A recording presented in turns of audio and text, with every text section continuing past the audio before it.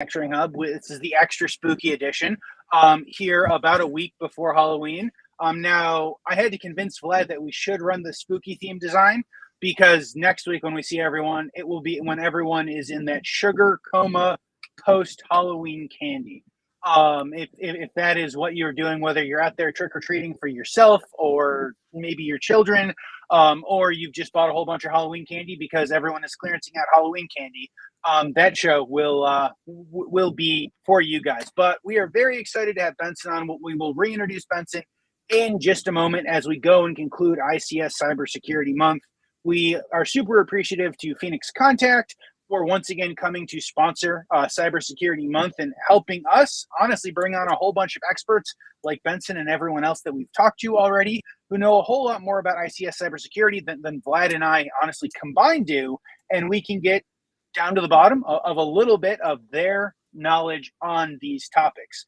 I want to go ahead and welcome everyone here. If you guys are new here, welcome. If you've been here before, welcome back. If you guys are new here, we do our very best to have open, fun conversations with everyone. Please feel free to go ahead and use the chat active and often. We will do our best to go ahead and pull those questions in from the chat. I will also tell you guys that we've had some strange occurrences on LinkedIn the last couple of weeks where we don't get all of those chats coming in live on the show. So if you guys have questions and we don't get to them, or they're very technical questions and we can't take the break from the show to go ahead and answer those, we will do our very best to go ahead and answer those after the show. Without further ado, I'd like to officially welcome to everyone to Manufacturing Hub with me, Dave, and this guy down here, Vlad. This is a very special episode 141. Actually, I had to double check last week because I thought I had the numbers off, but no, this is episode 141. Congratulations and welcome back, Benson. So I would like to introduce Benson Hougland, Vice President of Opto 22. And for our newer listeners, I will say if you want to go back almost 100 episodes to episode 43, I don't know how it's been so long between the episodes, Benson. You can go check out the first episode with Benson. Terrific. But thank you so much for joining us today and taking the time to talk to us about cybersecurity. Before we get into that, Benson, could you give us a little bit of a background again of yourself and ultimately how did you end up in industrial automation and what are you doing today? Yeah, sure. So it goes back a while, and we're talking, late 80s. As I got out of college, I actually started a computer business. So you could say that I'm essentially from the IT side of the world, although that was over 30 years ago. And as a result of that business, I started working with some folks that were actually control systems engineers, and ended up meeting one guy who was we both had interests in music. And he said, "Oh, you need to be more involved in industrial controls." I'm like, "Well, I'm a computer guy." And we got together, and actually he was a distributor for Opto 22 products back, and this is like 1992, 1993. And I loved what I saw. It was very interesting. This is pre-internet, for anybody can even get their head around that. I mean, there was an internet. It was ARPANET and everything else out there, but there wasn't really the internet that we know today. In fact, if you think about the first browser that came out, the Mosaic browser, out of University of Illinois, Urbana-Champaign, that was 93. So I essentially left the computer business right before the explosion of the internet. Bad timing, I should say.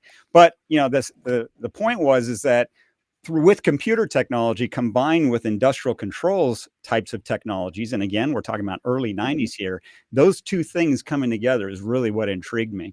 And so me and this other guy went into business together, and then it wasn't long after that I had an opportunity to come on to Opto, which was in 1995, so 28-ish years ago, and it's been a hell of a ride since. So really trying to bring the notion of IT technologies and how those can help us in industrial control type applications is really what drove me, and where I saw a lot of promise.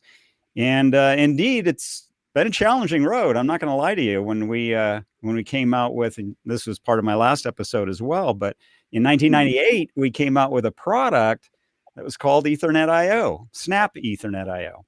And, at the time, there was no Ethernet on the plant floor. Indeed, most companies, and I'm talking some of the big companies that I probably don't need to name their names, all told us, we don't know what you guys are thinking down there in Temecula, California, where I'm from, north of San Diego. He says, but there's no chance that Ethernet will be ever on the plant floor. Well, we all know how that turned out, but that's still the kind of concept, this notion of pulling TCP/IP into industrial control networks using a common physical medium, a common physical interface. Of course, I'm talking about 802.3 Ethernet ports, Cat5 or Cat5 cabling, RJ45 connectors. All that stuff was very, very new to the plant floor. So, but the journey continues. We also at about the same time did OPC. And we developed OPC with 4 other companies and looked at ways of how we could use these types of networks to move data around an organization and get it to the people who need it. So it's kind of ironic that today we're talking about cybersecurity, and it's a fascinating conversation. I'm sure we're going to have a lot of fun over the next hour or so. But the key thing is the notion of bringing TCP/IP, Ethernet, and so on onto plant floors provided all kinds of benefits to us, but also brought those risks. Now we have to protect those systems. And of course, that's what our topic for today, I believe, is going to be. If I can dig into that a little bit, Benson, why were the companies so hesitant to say that Ethernet would be the right protocol? I obviously know that it evolved over time and the speeds got better and ultimately it became more, I want to say, deterministic. But ultimately, were those the only factors or was there something else that they were worried about? No, I mean, this is my opinion, but my opinion is that it was protecting the castle. It was the moat that that people were trying to protect. They had their own bus architectures, their own technologies, their own protocols, and that was essentially a lock-in. When we were developing Ethernet IO, the idea was to try to come to a common bus architecture, right? So here I'm talking about, of course, Cat5. And the idea is that from a software level, we can put whatever protocol we want over that, but let's all standardize on Ethernet. But a lot of these companies had major investments in their own bus architectures and made, a handsome amount of money selling those types of architectures into systems. So I think that it was, it was largely commercially driven. Yes. To your point, there were technical things that we had to overcome. When we came out with Ethernet IO, we were still talking about 10 megabit networks, generally not even connected to a switch, but connected to a hub. And when, without getting into the dirty details, you connect, Ethernet to a hub, you have what's called a shared collision domain. Everybody who's on that hub can see everybody else's traffic, and everything can get cattywampus pretty fast.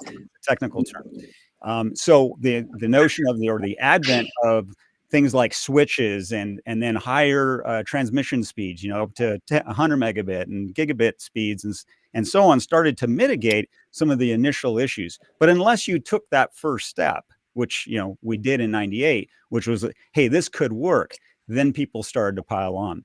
And we've all experienced the benefits now. I mean, even Modbus TCP didn't exist in the form we know it today at the time we introduced that product. So we actually had to put our own protocol together based on the IEEE 1394 FireWire protocol, which we still use today.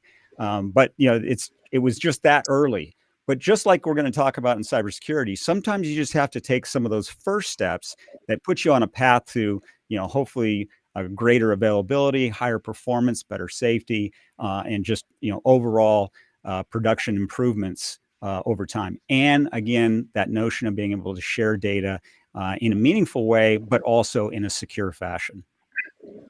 And I guess speaking of those first steps when it comes to maybe cybersecurity, right? And I think that nowadays it's almost understood that there's ransomware attacks, there's different disruptions of facilities. What were maybe the earlier years where we saw those concerns, right? So ultimately, when the networks were completely separated, I would assume there was a lot less fear than there is today. But when were maybe like the first thoughts around cybersecurity taking place from what you've seen?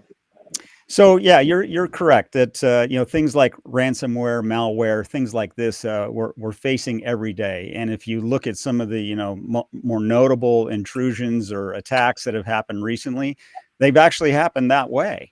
But let's not forget one of the most I wouldn't say glorified, but one of the largest examples of a cyber attack was, of course, called Stuxnet.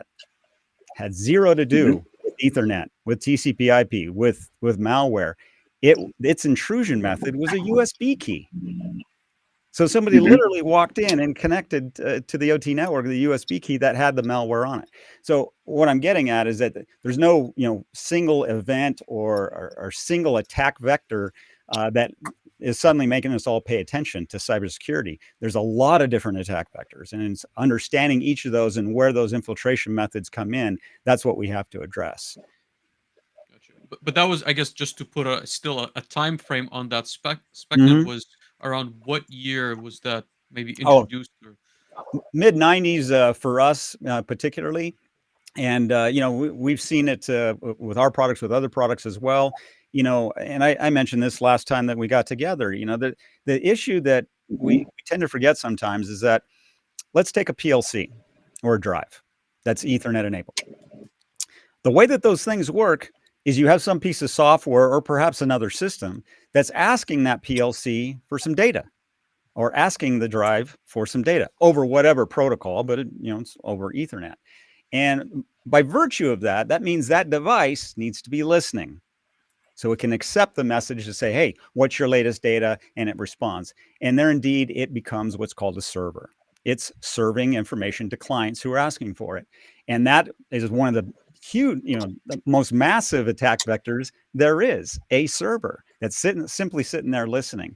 And as more and more of these devices started getting put onto the plant floor, whether they were PLCs, drives, what doesn't really matter, the notion that it was a server was kind of escaped, the common thinking for most people. They didn't really look at it as a server, but indeed, that's a big vulnerability. So that's where we started to see it right away. I've seen on some of your other cybersecurity episodes where they brought up things like Shodan, Shodan.org, which is, of course, a free tool that you can go and see all the devices that are, even worse, they're connected to the internet and they are a server. And they have an access point. It's a scary tool, Benson. And it was a wake-up call, certainly for us in terms of development of our products, to say, hey, whoa, wait, hang on a second.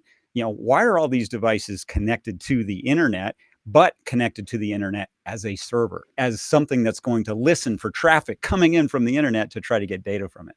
So we saw a lot of that proliferation in the 90s. And, initially when Ethernet, IO or Ethernet drives or PLCs were put into plant floors, they were segmented, right? I'm not going to go that far. They were air gapped, right? They were disconnected. But once people started to see the value of being able to get information when they needed it, then suddenly it was like, oh, well, we should just connect this to the internet. Now we can share that data anywhere, but didn't put in some of those safeguards that are necessary, particularly today. So, and I think me and Dave had that conversation, if I'm not mistaken, last week or the week prior to that. I still wonder if being air gapped is a viable strategy today, right? Because ultimately you want to be able to get that data, you want to be able to make decisions based on data. So I personally don't see a world, unless it's maybe some government super secret application where ultimately someone can go with a USB, but then again, that is still a flaw. Go with the USB, retrieve that data, and then make a decision, a week or a month later. But again, I wonder if you think that is still something that will be practiced, or we should be really thinking a bit of a different architecture than air gapping our systems. Oh, I absolutely believe we should be looking at other architectures rather than air gap, because let's be clear, cybersecurity it's a moving target, right? So you're looking for the path of least resistance in USB, or maybe an infected laptop ending up on the OT network will introduce those kinds of threats onto those networks. But there's a lot of tools available today that help us not, maybe move away from an air gap system, but provide the level of security in a true effective manner. You can talk about air gap, but again, there's too many vulnerabilities there as well. That's not to say that there are certainly environments where air gap is absolutely the only way that it can be done, for a number of reasons. Nuclear reactors. We do a lot of business with Idaho National Labs. That we're working on right now on a system where it absolutely has to be air gapped, and that's always informed us as well in terms of how we develop our products, is that we want to provide this data democratization and cybersecurity tools But at the end of the day, the device will likely be put into an air gap system. So it needs to be 100% functional without any connection to any other network. So, those are always, I wouldn't call trade-offs, but those are the kinds of things that we have to consider, is recognizing, if you're going to have a control system, it needs to work in both environments. So. Very interesting. Dave, what are your thoughts? Absolutely. So I was laughing a bit to myself on the same topic, Benson, when you were saying how you guys were working on Ethernet IP in the early to mid 90s, and how everyone was saying no one will ever put Ethernet IP on the plant floor. And I'm thinking over here, at least we've gotten past the point in which most people are trying to say, hey, my cybersecurity is the fact that we're just going to go air gap everything, right? And I would say outside of those kind of very particular nuclear or very particular laboratory style environments, of all of the people that I've ever gone to see that say, hey, all of my air gap, all of my systems are air gap, I think I can count on one finger the number of systems that actually were air gap, right? Precisely. Everyone would be surprised, or maybe not surprised, how everything is air gapped until we've got to go through some sort of update. And then it's like, oh, yes, we just have to go ping this, and we can just go ahead and go download everything on that side. So yeah, I completely agree. I think it's very interesting. And one of the other themes and topics that we had are very much to the USB, or the go find the easiest way to get on the network, is that the vast majority of the industrial companies, the manufacturing companies that we work with, the easiest way to go attack those organizations is through the IT or enterprise side, That's right? correct. And that most of the time, if you're going to go lock down servers and there's a ransomware, there's some other hack or attack, if we've closed down the IT sides, even if in theory the OT systems could run, as we saw with Colonial Pipeline, they're not running because all of the other systems surrounding it are compromised. So it doesn't matter what we could do. If we could go make or move more oil, it doesn't particularly matter, because we can't go sell the oil. We can't go pump the oil out. We can't do anything in particular with it. Yeah. And so I think that's interesting. But I feel like there is a large but. It doesn't mean that we should say, hey, because of this, we can go do whatever we'd like with our cybersecurity hygiene, right? We can just go have admin password be all of our logins. We never have to worry about changing anything. And so from my side, I think it was Opto and you guys, 5 or 6 years ago, you came out with basically, hey, we're going to go send you a new device. The first thing you have to do is you have to set a, security login, name and password. Now, can't tell you, we won't talk about what percentage of the people choose admin and password, but they have to go make the conscious decision of going through that. So I'd like to talk a little bit more on kind of like the practical side. So from your perspective, if someone is coming to you saying, hey, we know that we need to get better on the practical OT cybersecurity side, but we don't have a ton of money and none of us have a ton of time because we're always going to put out, 1,000 other fires. What are the general starting steps that you have conversations about? And so, yeah, that's a great point, and that's part of the the notion of cutting through the noise, right? In preparation for this podcast, I was like, you know what, I'm going to bone up on a couple of things that have been happening recently, and oh my gosh, what a rabbit hole that was! The noise level is so high.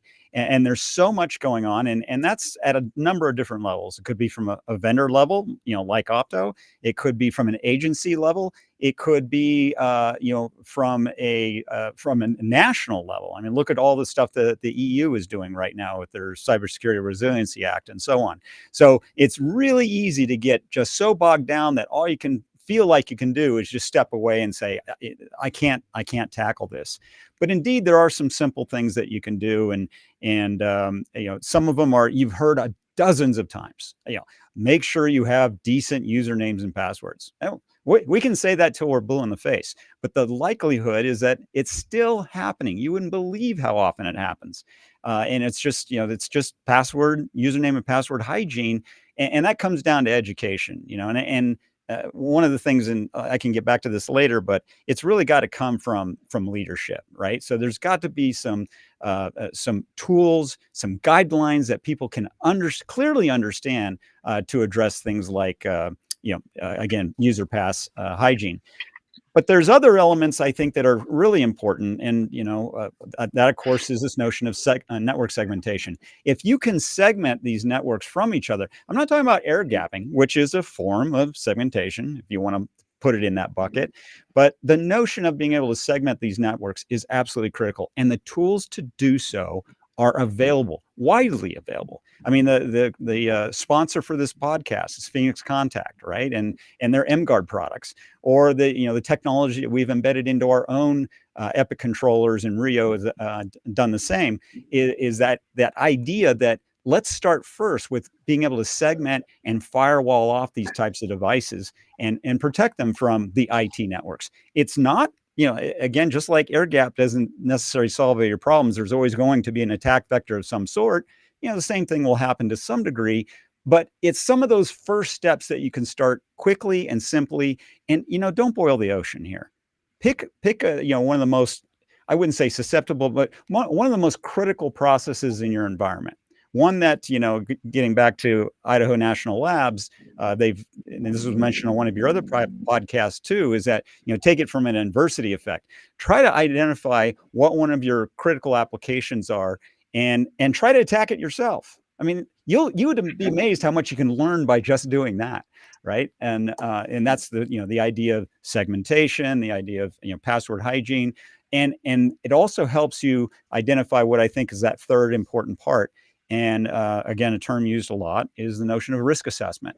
Being able to take inventory of your devices that are connected to some network, whether it's the OT network, the IT network, it doesn't really matter. But getting that assessment of what kinds of devices that could be vulnerable, and also, again, what devices that are interdependent on that particular device. So you grab a PLC from a critical process.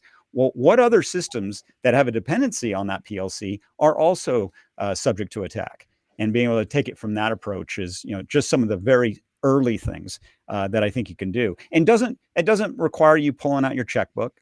It doesn't require, you having to go find a PO and develop an ROI case for this, because we all know that even with cybersecurity, developing an ROI it's basically not ROI, it's an insurance policy to some degree. Mm-hmm. And so those can be challenging to get funding for. But there's so many things that you can start off with, simple steps that you can start with to at least, it starts you on the journey. One of my favorite guys on LinkedIn is he's in the OT networking space. His name is Josh Varghese.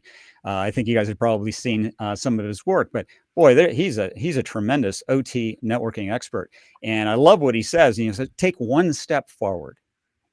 Just take that first step, and that's going to lead to the next step and to the next step. And again, don't take this notion I got to boil the ocean or I got to buy expensive software for monitoring. Not to say that you wouldn't want to do that ultimately, but there's a lot of different, a lot of smaller steps you can take that puts you in a position to understand, what things you need to pay attention to, and you can do so with literally almost no investment, and start that process. And starting that process is part of a learning process. There's no destination in cybersecurity. That's a fallacy. There is no destination. It's a continuing process. Cybersecurity is not a product, as Bruce Schneier, I think, said. It's a process, and it's never ending. I mean, let's be honest. There's always going to be new attack vectors. There's always going to be new ways to infiltrate networks. The prize is too big that you're always going to be chasing the ghost.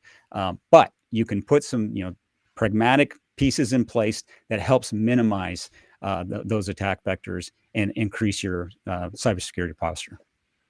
If I can follow up on that, Benson, and I really like the point of inventorying your assets first, right? And I'm not as familiar with the tools that make that easier. I don't know if you have any like general recommendations, but I feel that it should be possible to, let's say, scan a network and be able to see ultimately, I want to say something a bit more refined than an IP scanner, right? Right. And then see, do we have those, like what kind of passwords have been set or maybe none have been set on those devices, and then maybe they need more attention. Are there any tools that someone can, at the very least look into to see if they would be applicable for their scenario? Yeah, there's a lot of tools in the IT space. What we lack are those kinds of tools in the OT space. I wouldn't say lack them. They're just not as familiar. Mhm. And that's part of the problem we have in the OT space is, a lot of these tools and to address cybersecurity at a number of different levels are generally come from the IT space. And therefore, because they come from that domain, it generally requires some level of IT domain expertise. And not all of us in OT have that. So, as I said last time we got together, that education, that learning about networking at its very basic fundamental levels, Ethernet, TCP/IP, and so on. Those are very critical on that path. So, getting back to your question, those kinds of tools, there's some net tools out there that help you with that. Will they tell you whether or not there's a username and password? Maybe not, but they will tell you if no authentication exists, right? That's a big problem. I mean, you'd be shocked at how many devices that are in plants today. They've been there for 10 years, 20 years, 30 years, perhaps. They were developed and instituted into an application way before we were talking about cybersecurity. So they have no authentication. Again, that notion of a PLC just being a server and listening to anybody who wants its data, right? There's no encryption. And encryption, a lot of people say, well, what is encryption? Encryption really addresses that notion of the man-in-the-middle attack. We can talk about more on that later. But those are two fundamental pieces of technology that I think are important to get onto the plant floor. Now, the reality is you're not going to rip out a brownfield PLC because it doesn't have authentication and encryption, right? So that's when you start to consider these tools, again, that are readily available to put in front of those networks to protect them. So what we tried to do with the Opto gear, of course, as I said, Phoenix does this as well with their M-Guards, and there's plenty of other systems out there that do this. But and that's not a huge lift either, but that comes back to that notion of segmenting. So yeah, I wish there were a lot better tools, OT tools. There's one guy I have a long relationship with. He used to actually run the transparent factory for Schneider Electric way back in the 90s. And he was also a big proponent of Ethernet and TCP/IP on the plant floor. His name is Mark Fondel. And Mark did some really terrific work with a product he called IntraView. And I'm not sure it's still on the market today. It might be. But that was a really cool tool because it did what you're addressing. This notion of being able to scan all the devices on a given network and then visually represent that in some sort of a map, so we can start seeing what kind of tools are out, or what kind of devices are out there, and what ports they're listening on. That's another key aspect. Interesting. Yeah, and I guess again, I don't know a lot about those tools. I think Dragos has some solution, but I've not at least experimented with it, on my own to say for sure what they're able and not able to do. Because I think there's a lot of complexity in the industrial space, right? The networks might also be segmented via jumping through a PLC or jumping to a different, a control network or a Modbus network, right? And so it's not as, I think, easy as on the IT side, even though it has its own challenges. But it's it would be nice to have a tool like that for sure. Well, and there's one that comes to mind is IP scanner. You can throw that on a network and roll it out there, and it'll essentially try to ping and look for any responses that are coming back. Ping is obviously one of them, but there's a number of other methods to try to get a server or some device to respond.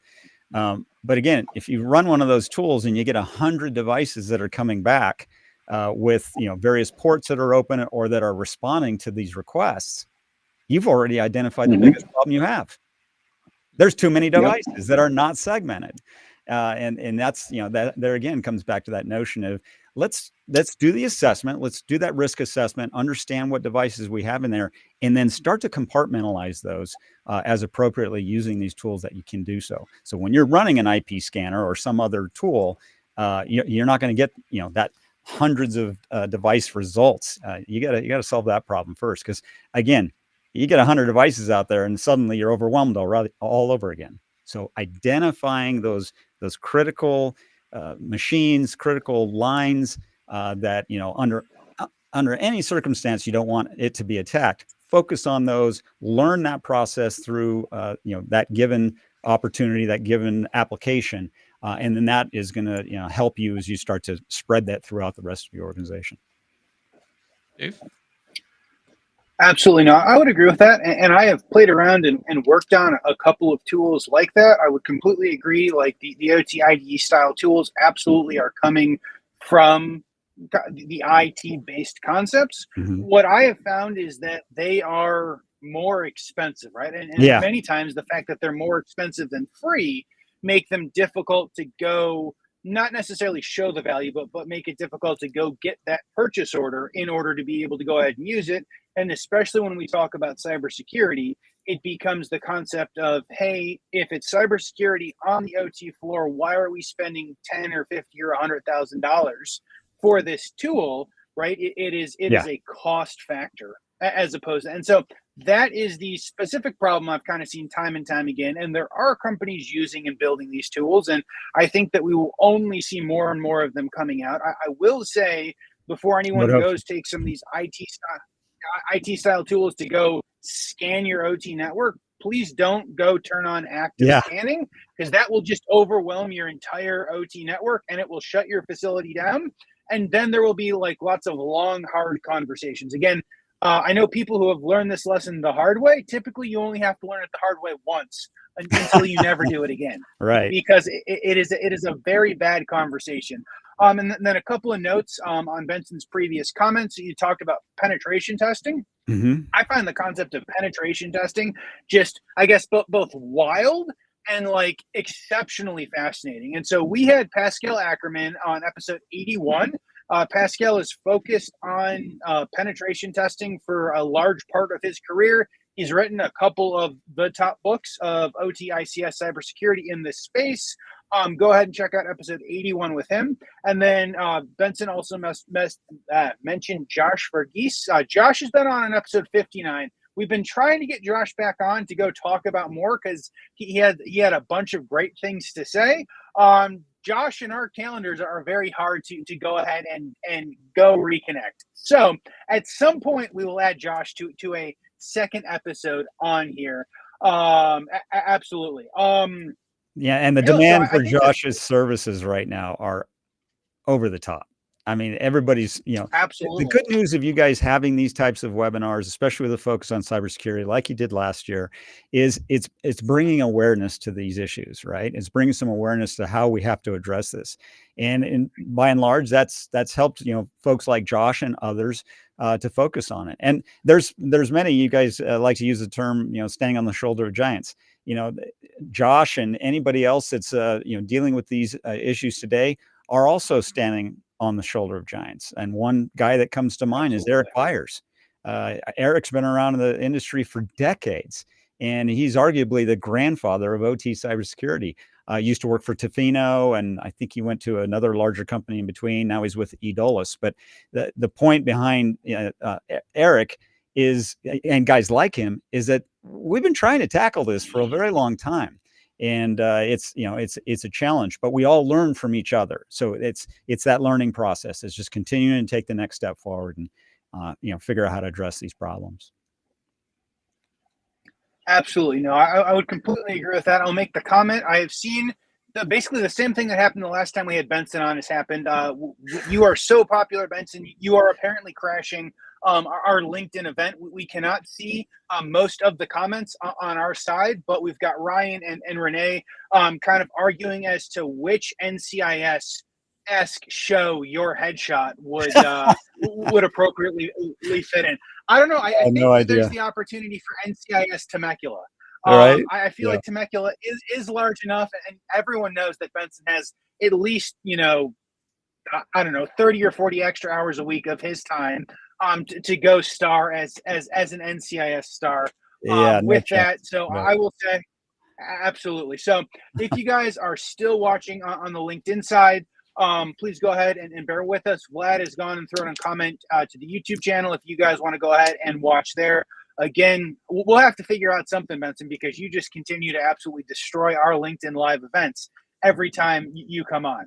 What I would like to do as I would like to go and kind of have that conversation about the man in the middle attack, right? Mhm. You had mentioned that. Can you maybe describe what that is as an overview for our listeners, please?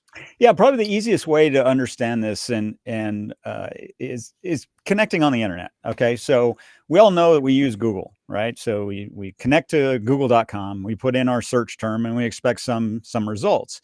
And even Google themselves have realized that notion of making a connection to a Google server. There's plenty of people who can see that kind of transmission go over the wire. So whatever wire that is, wireless wire, doesn't really matter. But that communication method, people can see that if you're sending that over a network. And so the idea was, well, how do we make sure that nobody can see that, nobody can sniff that traffic? And there's plenty of tools for sniffing traffic on a network, and we all know about Wireshark, the former Ethereal product. Josh's favorite. Yeah, I mean, boy, you'd be shocked at how much you see all the frames, you see everything. And so the idea behind the man in the middle attack was just that. If I'm making a connection again to a server, and I'm not not encrypted, never mind authentication, because that's a different step. But that first process of making an encrypted connection to a server does protect anybody from coming in to see what's being transmitted. So Google themselves, on google.com, you can't go to Google today and not have an established HTTPS connection. And the S on the end of HTTP is security, which is encryption. So in fact, I'm going to go over the last year, as soon as you update your Google Chrome, and you probably already have, but if you try to hit an HTTP server, meaning no security, Google will automatically move that to HTTPS. And if HTTPS services aren't available on that server, you go nowhere. So there's plenty happening in commercial space, the IT space, and so on, to ensure that you have some level of encryption to avoid that man in the middle attack. Classic example: I log into my bank. This is years ago. All banks now are HTTPS. I could log into my bank. I'm sending my username and my password over an unencrypted channel. I mean, anybody can see that. I mean, I don't want to say anybody, but anybody with means and desire can see that information, and suddenly, you're exposed.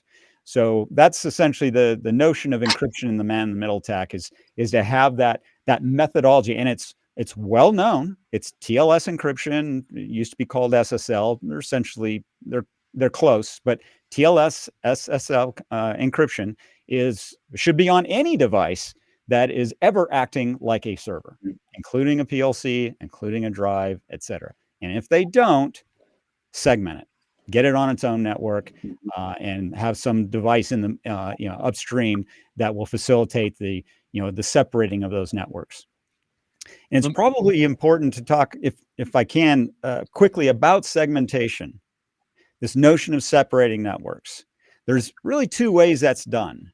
Number one is physical, and by there you're almost getting to the point of air gap to some degree, and the other is logical. A physical connection is two separate interfaces that are not electrically connected together. Okay, a logical network uses such tools as VLANs. You guys probably heard that term. That use VLANs to logically separate networks. Both have their advantages and disadvantages, but in reality, you could probably better define it as segmented networks, which are, of course, physical and logical, perhaps, but most of the time it's logical, or segregated networks. That's definitely at a physical level. So again, a couple of things to keep in mind when you're saying, yep, I'm going to segment my network. Okay, how are you going to do that? You're going to do that at a physical level or at a logical level. Let me ask you a couple of questions on those points, Benson. So first one, on the encryption side, I guess in the current OT space, right, if I was to walk onto the plant floor and try to, I guess, capture the traffic with Wireshark, how much of it is really encrypted, number one, which I think not a whole lot. You're But then right. the question is, or I guess, like, how many devices actually have that capability, which I also think not a whole lot, but I guess I'm curious what your thoughts are. Yeah, they don't. I mean, TLS and SSL encryption has been around for a long time. I hate to put a number on it, but a very long time. But the cost of putting that on a piece of hardware is is measurable. It's not cheap, because once you have encryption, and you should, then you're also dealing with stuff called certificate management. Certificates are what are used, this PKS certificate method that actually creates the tunnel. So now, again, oh my gosh, not got to worry about certificates, and that's in the IT domain. Why, oh my gosh, open SSL tools and all kinds of verbiage and technology that the OT folks just don't understand. So, that's what we try to do. We try, I know Phoenix does this as well, and others, where we try to put some of those tools for creating encrypted connections right on the OT devices. But that doesn't answer your question. Nobody's going to just, again, rip out existing PLCs or so on to provide this kind of level of encryption. So that's when you kind of go the layer above those unsecure, unauthenticated, and unencrypted connections, provide that encryption layer, that authentication layer, and the segmentation. But so you could, in theory, I guess, and going back to maybe your point of like VLANs on a switch, that is a standard feature, right? So once your PLC hits the switch, then you could set up authentication and I guess encryption, right? Well, that would only be at the switch. It doesn't necessarily give you encryption down on the PLC. So because PLC is not encrypted, all the VLAN is doing is saying that on that particular PLC connected to that port on a managed switch is in its own domain. So it's segmented from other devices, but it doesn't add encryption or authentication or anything like that. However, there are tools available, both from Opto, I'm sure Phoenix does the same thing, that provides an interface at that segmentation level. And that interface may include technology like VPN. So I can now access that device via VPN, and in this case, the device itself, and I'll use the Groove Epic as an example because obviously I'm familiar with that. But that device provides segmentation, encryption, authentication, yada, yada, yada. But it can also provide, it's included with the device, an open VPN client acting as a host. And what that means is it connects to a VPN server. Now I can have authenticated, encrypted connections from client, say a computer, a laptop, or whatever. I can connect to the VPN server, and I've already created that encrypted, authenticated tunnel. And then that gives me access to the device that is a VPN host. And now I can access the system. But I've done all that over an encrypted channel, right? So now I can put, say, a PLC on the back end of that device and potentially have what's called a conduit. And now I'll be using IEC 62443 terms, but zoning and conduits, right? Zoning is the notion of segmenting. Conduits are creating very specific rules for being able to access a device that is on the other side of a segmented network, particularly those that are physically segmented. And I'll make the comment that that's the exact setup I have right here over my shoulder, right? Because ultimately I can connect from the internet to that Opto 22, and then on the private network, I have all the PLCs sitting behind me, which ultimately is on the other port of that Opto. So it is segmented in the way that that's you exactly explained. right. Yeah, you're using it the right way, the way it was intended. Exactly. Benson, as a follow-up and maybe less of a technological question, but more of like a cultural and I want to say organizational question, right? Because I think that, as you've mentioned, a lot of these tools and a lot of this knowledge is predominantly on the IT side.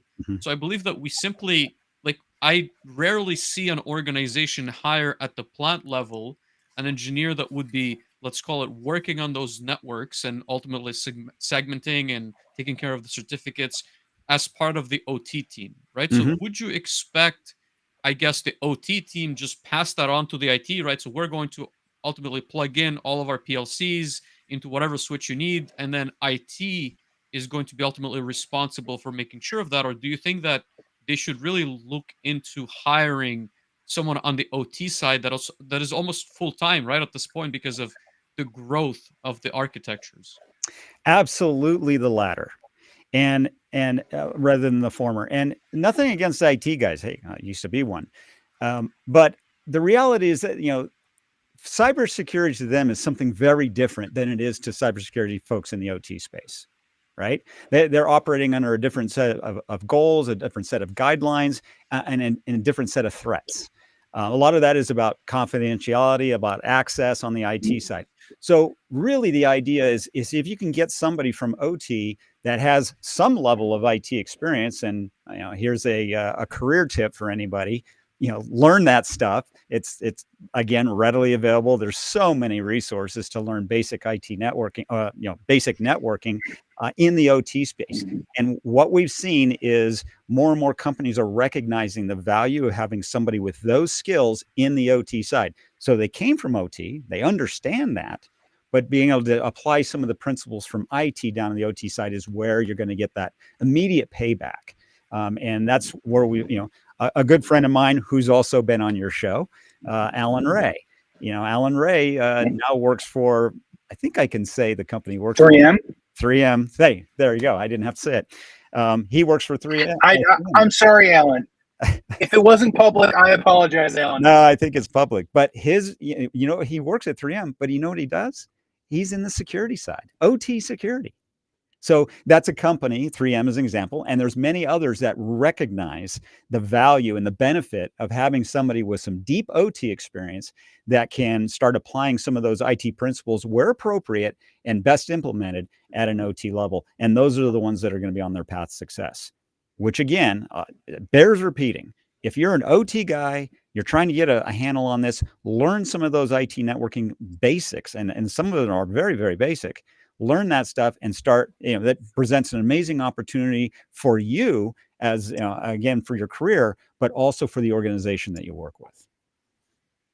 I would definitely absolutely. I'm gonna interrupt. I know Vlad's got a ton of questions. We need to take a bit of a break to thank some people. Before that, we've got a bit of housekeeping. As Benson mentioned, Alan Ray, episode 46. Alan was one of those people that we would have literally something to go add no matter what the theme or topic of the week is. And I look forward to catching up with him on the show at some point after he has gotten his feet at his super exciting new position.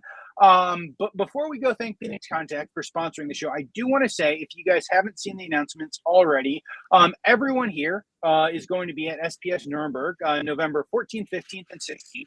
Vlad and I with Manufacturing Hub are going to be in the Siemens booth, which is really the Siemens Hall. We're going to have a bunch of live shows. We're going to have a bunch of different things that everyone can go ahead and connect and watch live. If you want to wake up early in the morning on the East Coast, or like you're insomniac a little bit on the West Coast time. And so if you guys want to go ahead and check that out, check that out. I know Benson is going to be there. Benson said with the inductive automation booth and with the Codesys booth.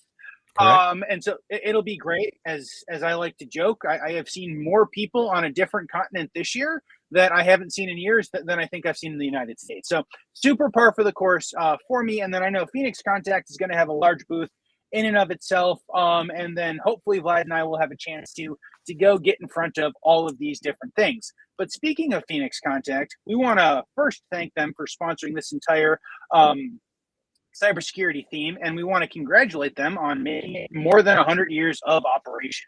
So Phoenix Contact, if you guys somehow don't know, produce future-oriented components, systems, and solutions for electrical controls, networking, and automation.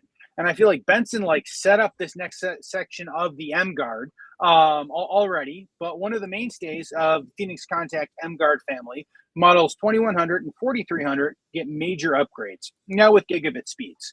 The flexible devices provide an accessible path for segmenting and securing your industrial network. The firewall, VPN, and NAT features ensure all of your networking needs are met. The products are in stock and certified to meet IEC 62443-4-1. Plus, the Phoenix Contact Cybersecurity team also has a major upgrade announcement. They offer IEC 62443-2-4 certified services. These services include asset documentation, secure network architecture, as well as consultative advice on best practices for all of your systems. Again, we'd like to thank Phoenix Contact for sponsoring this theme, your continued support of the community, and congratulate you guys on 100 years, which is a huge number. Absolutely thank you guys for that. Benson, well, that was coming in. We had a question that I don't know if you're the right person to go answer, but I'm going to ask, touching upon ISA 62443, talking about the importance as they try to go to implement. Is that a question that we should ask you, or is that a question that we should refer to perhaps one of our previous guests who I know work in that all the time. Yeah, I mean, I'm not sure how much value I can add to it, but I've been paying a lot of attention to 62443 and of course all the subchapters of that.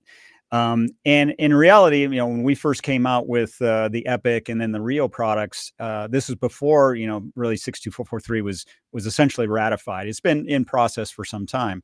And so, in the absence of a so-called standard, we had a lot of folks saying, well, if this new ISA standard comes out, can you do that? And to a certain degree, you can. But just like your last guest, was it Eric? No, not Clint. Eric. Yeah, thanks. No, it's Ryan. Last week we had Clint. Yeah, Ryan Hartfield. Yes. I don't know if that was the last one, but the point is that he said it well, and that is ISA 62443 is a framework. If you're looking for a product that is ISA 62443 a standard, or it's compliant, there's way more to it than just a product. It's a framework, and it includes a lot of different aspects, way beyond just a product. It's how that product is built. There's components about how the product is implemented in a particular architecture in your plant. There's many elements to 62443. And while I applaud that effort, and I do, the notion has already been somewhat seated in our industry that a product has got to have that badge on it. But that's impossible because there isn't any such real thing. It can help you address 62443 in your organization. But by itself, by putting in a product that has a stamp on it that says 62443, suddenly you're compliant to the standard is not accurate. It's just not accurate.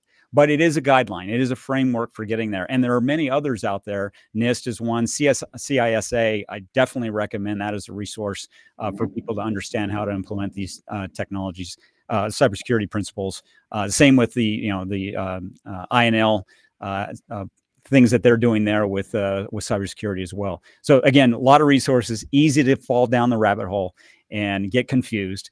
And I get it, but again, it comes down to some of those basics that you need to do. But that said, 62443 has done a very good job of trying to convey some of these somewhat complex topics, not as complex as many people believe, but those topics about segmentation, about encryption, about authentication, about all the things that we're talking about, and put it into terms that hopefully people can consume and put into practice.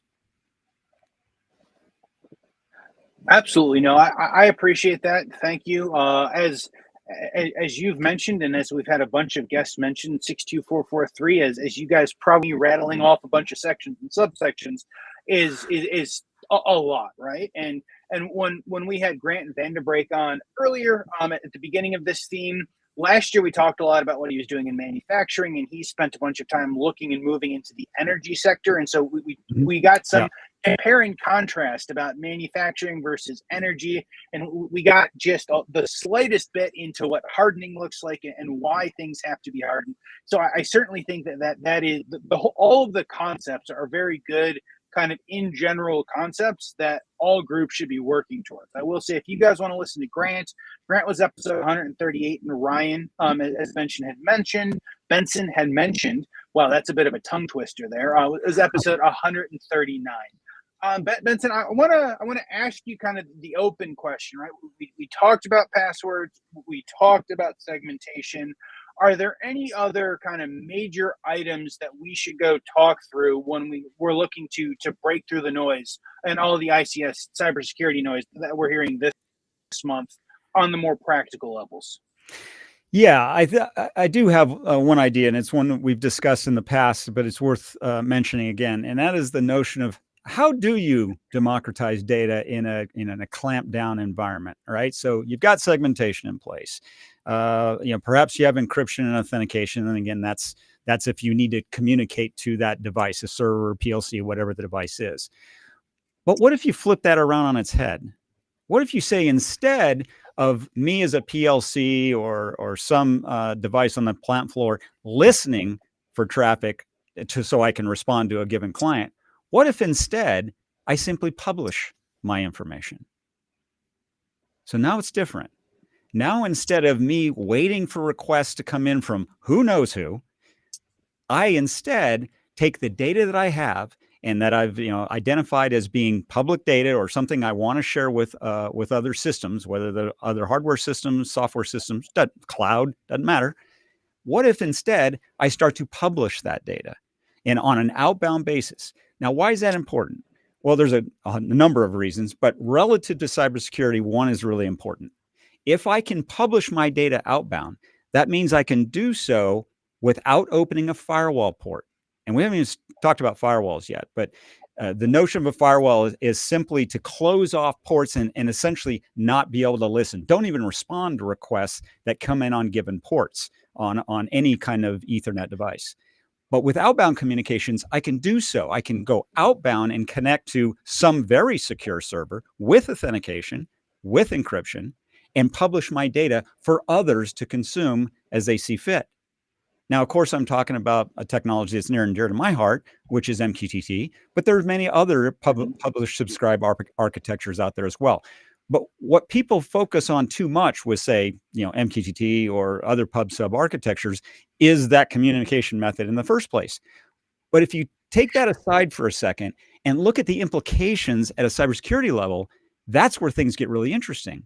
Because now I am able to share my data with other systems through various networks, but never setting myself up for attack, never having to open a firewall port. Even OPC is starting to do this as well. So OPC UA. So, and they're essentially using the MQTT transport. And for those who not familiar with the term transport, HTTP is a transport. Right, that's a method of connecting to somebody and a server and sending data back and forth. Same as like when I'm going into my browser, I enter in something maybe I'm checking the stock of some company, and what comes back is obviously the value of that stock. But in many modern applications, you'll see the stock ticker continuously moving. That doesn't mean I'm making multiple requests per se, but I've created a connection outbound and I can see that data come back and it continually gets updated all over an encrypted and authenticated channel. It's exactly how MQTT works, right? So I can start publishing my data or send data to a server, and I persist that connection so I can actually get data back if I choose to do so. I can take a data diode method and say it's read only, or I can make it read write, whatever I want to do. So to answer your long-winded answer your question, Dave, those are some of the other technologies outside of that notion of hardening and segmenting and encryption and authentication that are tools that are available to help us still gain the benefit of having these network systems. And that benefit, of course, is acquiring data from them and sharing that with other applications that can use it. That's where these pub sub architectures are really useful. Benson, if I can shift us just a little bit, because I was very curious about this, I want to say business case surrounding Bedrock, right? And so, again, not talking about anything that's non-disclosable, and ultimately I want to have the conversation in a general sense of the industry, because again, my experience has primarily been in very large plants, so I think that the approach of Bedrock would have been for different industries, but I wanted to get your perspective on ultimately the value that they sought to provide through a very, I want to say, cybersecurity focused PLC and automation device. And I will make the comment that I think they were shut down for a reason that is very different from a technical one. Is there a space for another maybe PLC to come in and market themselves as, we put cybersecurity like first, and maybe like what does that imply ultimately from that OEM? Yeah, so let's take the first part of your question first, and that is the notion of what the Bedrock system was. Big fan. I know Albert. We've had a lot of great discussions. I really liked where they were taking their technology, how they were addressing cybersecurity in a novel way. And indeed, there was some very specific aspects of the Bedrock system that did address cybersecurity, but not just at a cyber level, but at a physical level as well. So, when we talk about cybersecurity, we're largely talking about the notion of protecting systems that are connected over some network or some other electronic or digital means. But the aspect of physical security is also something that's important. Whether something's locked in a cabinet, for example, or if somebody were able to penetrate a cabinet and get in and tweak something on the firmware or on the IO cards or whatever. That's what Bedrock was looking to address. So they had a lot of DSPs, a lot of technology that was built into those systems to essentially eliminate the ability to tamper with the PLC itself and even the IO cards. And it was terrific technology. It really was. I mean, they had it patented, and it was great, but it was expensive, extremely expensive. And it was also very, very proprietary. So although it used some methodologies that we're all aware of, things like certificates and signing hardware devices and so on, it was very difficult to penetrate in the OT market because of its cost and its complexity. And while, again, I thought they built terrific products, I was intrigued by what they were doing. And I was a flag bearer for saying, hey, they're a competitor. Same as Phoenix is a competitor. But we're all trying to address this where, in my opinion, maybe the big guys aren't really addressing it as significantly. And that to me is important. It's, again, getting back to that notion of taking one step forward, right? Just keep making the steps forward. And the second part of your question is other PLC companies coming in and trying to address that. I would say that not necessarily at the notion of the backplane and the digital certificates that happen between an IO module and a backplane, things like that. Again, very, very expensive. But again, trying to bring it up a level in that the device itself, the PLC itself, does have a lot of those capabilities relative to, again, segmenting, encryption, authentication. Obviously the Opto22 products take that first and foremost. When we built Groove Epic, we started with a clean slate, and we said, this is how we want to do it. And we want cybersecurity to be first and foremost at a level that people will still buy the products. Right. And that's a key consideration. We've been in this business for 50 years. We've made hundreds of millions of products that are, operating processes all over the world today. And we learn every time we do this. And when we came out with this one, in the kind of environment we're living in right now, which of course is things like cyber attacks, you've got to put that, you got to bake it into the very core of what that product or PLC or whatever it is designed to do. You got to bake it in, and so that's what we've done. Now we didn't go quite as level to the Bedrock, because it was pretty clear that to put that kind of technology in, will a customer be willing to pay 2, 3, maybe 4 times the cost of a regular PLC to get that? And I just don't think the market was quite ready for that. That's my opinion. And I think it depends on the risk assessment, which is ultimately different from industry yes, to industry. absolutely. Right? Okay. Yeah, I agree. And, they had a focus on, they did a lot of wastewater projects. They did some substation stuff. They did a lot in oil and gas. And in those cases, that could become critically important. I mean, if you got a cabinet sitting out, 100 miles away from anything else, like a substation, like a, maybe a pump station or a oil derrick, that now you've got to be very concerned about physical security as well. And so in those types of applications, it could be warranted. But again, when you're dealing with those kinds of industries, they're looking at, not 1 or 2 devices here and there, but 100 or 1,000 spread out through a geographical range. And that's where those costs can be almost insurmountable. And there are some other approaches you can take to address those issues. And I think that what Bedrock tried to do is put it all together into one package. And again, great stuff. Just it was more than the market would bear in terms of cost. Gotcha. And just so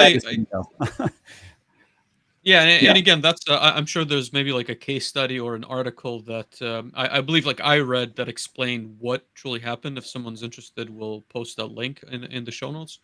But Benson, if I understood correctly, just so I'm curious, like on the technical side, they had encryption between the CPU and each of the IO blocks, which means that if I was to, let's say, tamper with the IO block, it would also detect that. Like absolutely. Yeah.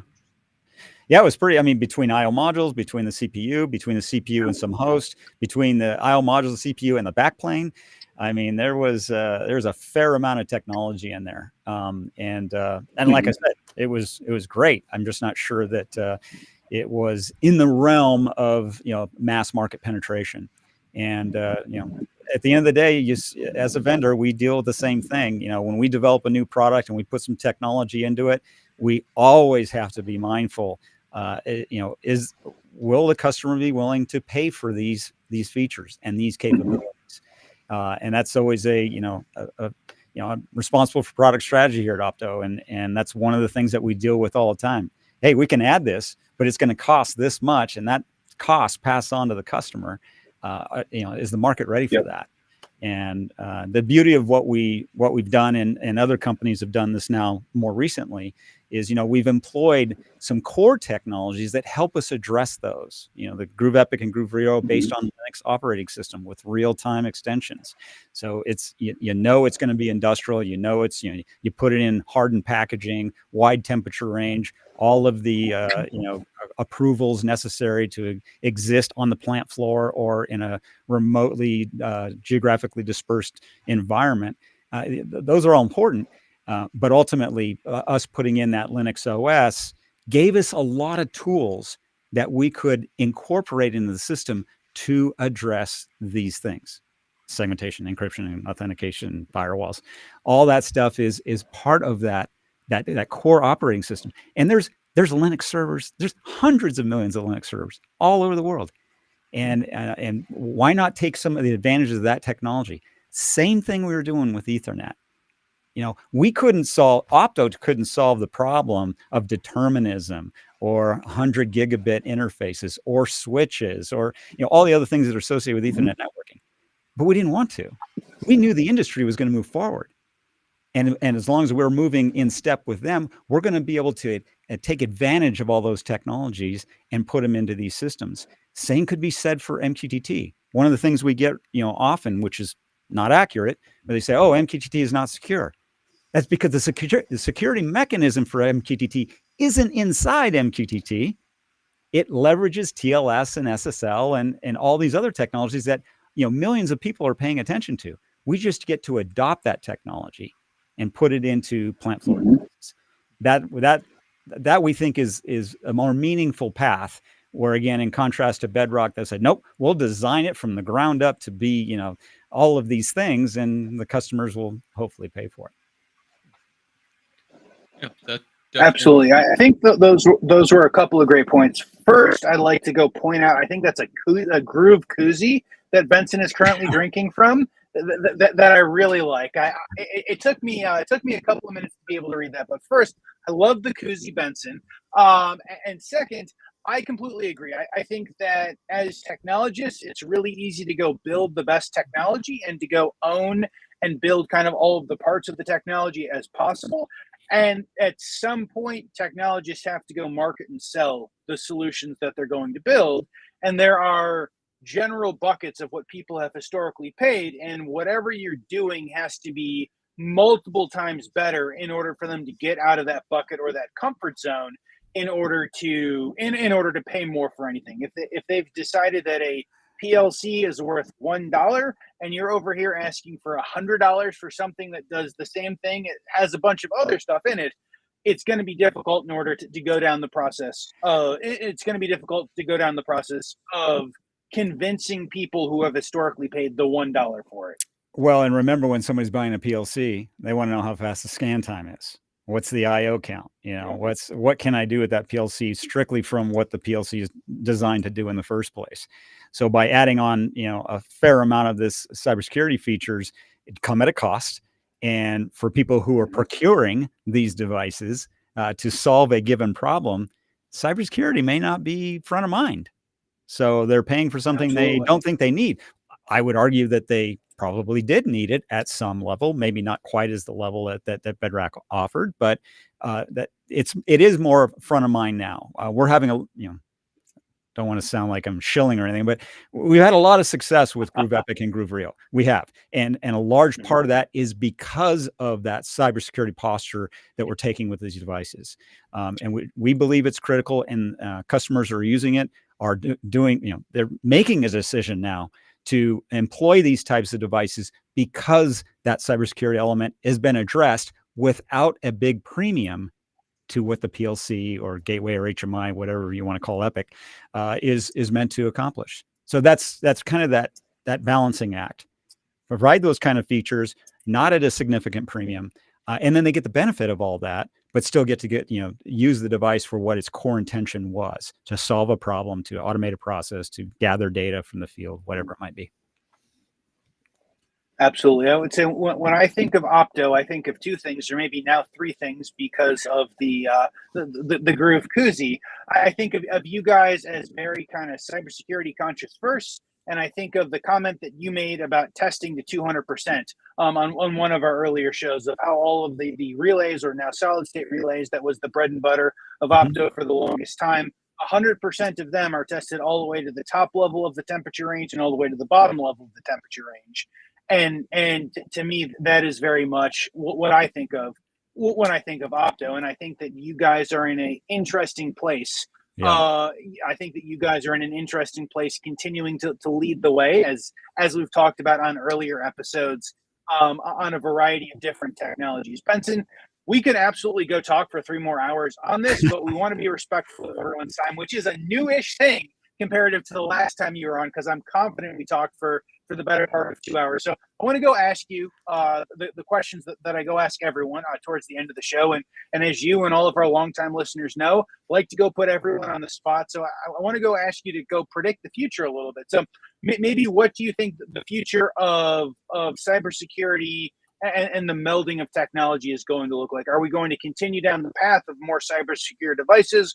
What is that going to look like in the next 2 to 5 years? Absolutely. I think, and I can kind of speak to what we're seeing, relative to new products coming on the market.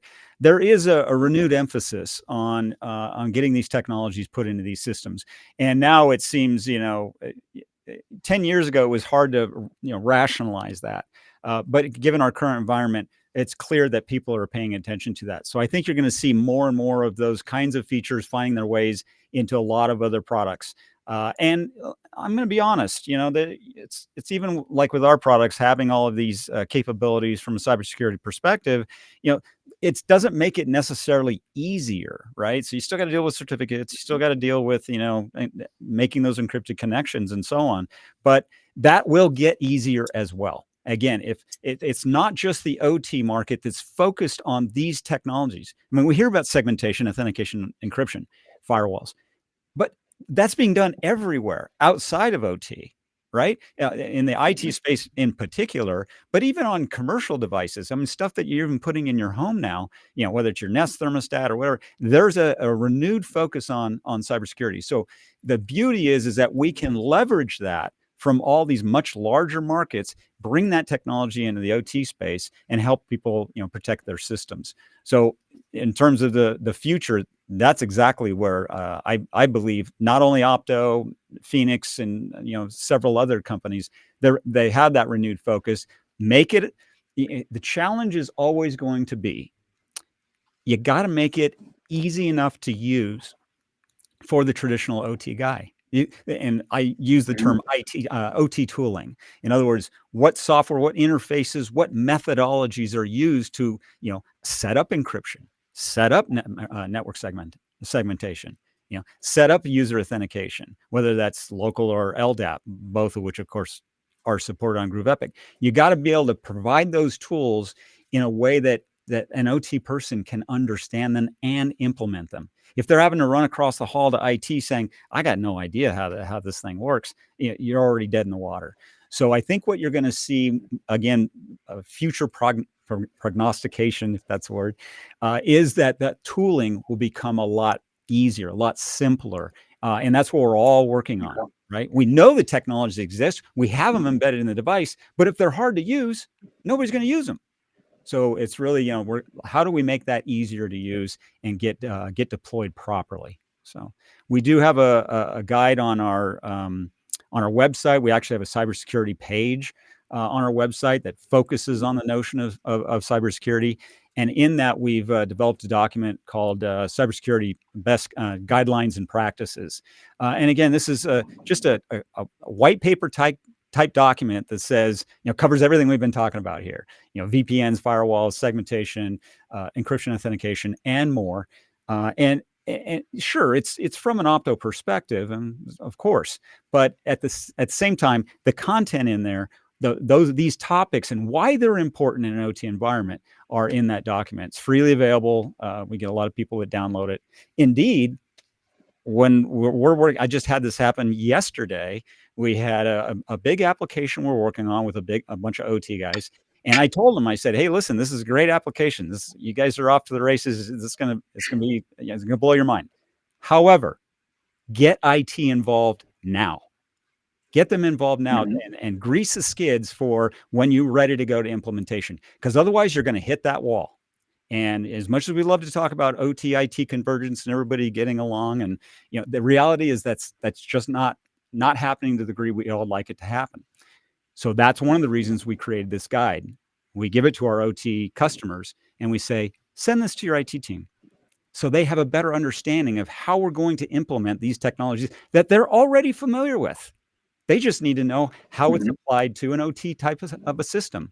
And that's really helped a lot. But as I said, if there's another word of advice, if you got a new project you're working on, get IT or get an OT guy with IT experience that can talk that same vernacular with IT to help glide that system through. Because I'm telling you, the IT guys, you think we're getting bombarded with ransomware, malware, cybersecurity issues at the OT level. You have no idea what these guys are dealing with. It's crazy. I mean, Colonial, you can name them all, the Florida plant, all that stuff it's a challenge for them, for sure. Absolutely. No, I like the concept and the way you put kind of the OT tooling to a bunch of these new to OT, but very normalized concepts. So I like that very much. Thank you for that, Benson. Next, we'd like to ask you for a book recommendation, please. Yeah, so this isn't new. This book was written in 1984, but the book is called The Goal. And again, it was, I'm trying to remember the name of the Elihu, Dartlet, something like that. Ellie, he goes by Ellie. Okay. Oh, maybe you know the guy. But that's the book I'm reading right now. So full disclosure, I haven't finished the book, and it's kind of interesting the way I kind of happened upon it. My son just started engineering school this year, and this was a book he's industrial systems engineering. So super proud, excited for him. But he, as part of his curriculum, his first ISE class, he said, "Hey, Dad, look, we're reading this book called The Goal." And I was like, "Oh, all right, that's probably another textbook or something like that." And indeed, it wasn't. And he says, "No, I'm really enjoying it. It's written in a narrative style." And I was like, "Oh, I got to check it out." So I did, and boy, was I sucked in. And it's because it talks about goals and from a manufacturing perspective, told in again a narrative novel style. And I think it's great. I mean, it's about theory of constraints. It covers a lot of different areas, but because it's told in a narrative sense, it's a pretty easy read. But it was kind of surprising to me that this was required reading for an intro to industrial systems engineering class. So that's the one I would recommend because it's a fast read. There's a lot of great information in there. So there's my book reco. Absolutely. No, I think it's good. We have had it, as I mentioned, recommended a couple of times very early in the show, but I'm not sure in the last 100 or so episodes we've had it recommended. So thank you so much for that, Benson. I will make the comment. This is what I told Benson as we were getting ready to go live. Oh, Huck. So Huck Bales. Huck is in the comments. I think Huck was actually the first person to recommend The Goal. There you go. Huck, you'll have to tell me. I'm pretty sure that's correct, Huck, but you'll have to comment if you were the first person to do that. I would like to go recommend Critical. Yes, I'd like to go recommend Critical Chain if you guys like that same style of book, very systems engineering, written by the same people who, as I like to joke with Benson and all theory of constraints folks, are pretty good at a whole lot of things, but are absolutely terrible at writing titles for books. So like you can judge the book by the cover, just don't judge the book by the title, Right. because the title is not all that great. But no, so thank you so much for that, Benson. Super happy to see Huck here in the comments. Hey, Huck. Next question I'd like to ask is absolutely. Next question I'd like to ask is for some career advice. So certainly early, maybe middle of career. What is the best advice you would go give someone? Yeah, so when I kind of sprinkled some of those concepts throughout this conversation today, but for me, that I tend to not focus too much on the management side. I mean, Opto is a clear example of a company that's not mired in levels of management. We're a very flag organization, and for that reason, I can't provide much with regard to career advice in a management way. But to me, anything that's career advice is all about learning. This landscape is changing every single day. If there's anything changing more rapidly, of course, it is cybersecurity. But indeed, there's so much out there, and there's so many opportunities to just simply learn. If you're not learning every day, you're not going to get to where you want to be. That's the bottom line. And so in that mode of thinking, again, I believe that understanding networks, understanding TCP/IP, understanding some of those core technologies. If you don't know them already, it's all over your home. If you think about your home and you've got a router in there and you've got computers or your TV or whatever connected to your network at home and you have internet access, you're using the same tools. You're using networking, you're using TCP/IP addressing, you're using, all the things that we've been talking about. So, bone up on that is definitely what I would recommend from a career advice perspective. Yeah, absolutely. Thank you. I think that's absolutely. I think that's fantastic. And then the last question for you, Benson, is open to you. But how can our listeners help you guys? Are you looking for new customers? Are you guys hiring? You looking to have interesting conversations? How can our listeners help you? Yeah, so definitely. One of the things about the way that we operate is enormous feedback from our customers. So we're not an ivory tower. We're small enough to care, but big enough to matter. So, and that small enough to care, I think, is an important concept from an Opto perspective, and that is we take this kind of feedback and build it into products to help solve problems. We go through this exercise every time we have training here at Opto as well. We spend a lot of time on trying to understand what the applications are, what kind of things that they'd like to be able to do but cannot today, or it's not as simple as it needs to be. So that feedback mechanism is critically important to me, and it helps. It really helps line me up for what we need to focus on moving ahead. So we always want new customers for sure, but we've had a fair amount of success in that regard. But it's really that feedback. We tend to still be a company that is out in front, right? So we're going to be implementing technologies, trying to make them very applicable to the OT space and easy to use. But there's more to come, and that kind of feedback is probably the thing that if anybody who's listening says, "Hey, I've got an idea," or "Hey, what about this?" Drop me a line. I'd love to hear it. Absolutely. Benson, this has been amazing. Thank you so much for joining us. Thank you, everyone in the chat and the comments, for hanging with us as LinkedIn kind of exploded. But as I'm now seeing Huck's comments on LinkedIn, maybe LinkedIn is back. I will say, if you guys have migrated from LinkedIn to YouTube and are on Manufacturing Hub YouTube, please go ahead and subscribe to that. If there is an issue with other feeds we stream to YouTube, if only to make sure that we always have another second or third or seventh backup in perpetuity, because who would we be if we didn't have 7 backups of everything we did live? Want to thank all the folks at Phoenix Contact again for sponsoring this and helping us bring Cybersecurity Month to you guys. A reminder that if you are going to be at SPS Nuremberg, make sure to go check out Benson in the inductive booth and the Codesys booth, and come visit Vlad and I in the Siemens Hall, which is it's about like 3/4 the size of a normal trade show that one is going to go to in general. So we're super excited to do that. We're super excited to bring some live content to you guys next month. Beyond that, please feel free to go ahead and connect with Benson as well as Vlad and myself. Follow Manufacturing Hub Network. If you guys have made it this far on podcast form, please remember to go rate us 5 stars and hit that follow button. I have learned that if I ask people to go like and subscribe, people like and subscribe, and then those people they talk to listen to us, and they've got questions for me, and I get to have these awesome conversations. So please, guys, go ahead and do that. We will see everyone next Wednesday. Until then, we'll talk to everyone soon. Thank you.